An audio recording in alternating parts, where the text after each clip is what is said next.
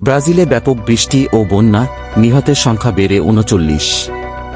ব্রাজিলের দক্ষিণাঞ্চলীয় রাজ্য রিও গ্র্যান্ডে দো সুলে ঝড়ের পরে প্রবল বর্ষণে নিহতের সংখ্যা বেড়ে দাঁড়িয়েছে ৩৯ জনে।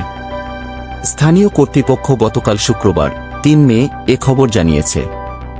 মৃতের সংখ্যা আরও বাড়তে পারে বলে আশঙ্কা করা হচ্ছে, কারণ এখনও অনেকে নিখোঁজ রয়েছেন।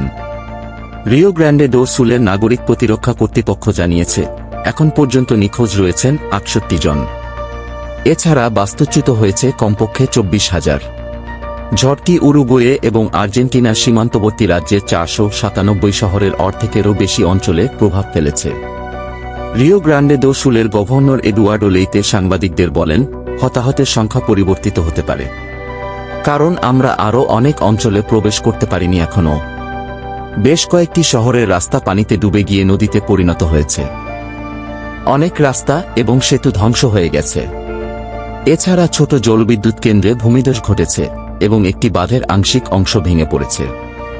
বেন্টো গনকালভস শহরেও একটি বাঁধ ভেঙে পড়ার ঝুঁকিতে রয়েছে বলে কর্তৃপক্ষ জানিয়েছে।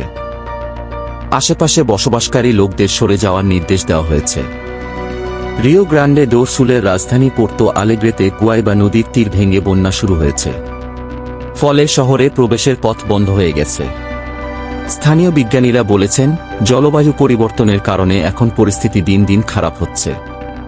গত সেপ্টেম্বরেও রিও গ্র্যান্ডে দো সুলে ভারী বৃষ্টিপাত হয়েছে।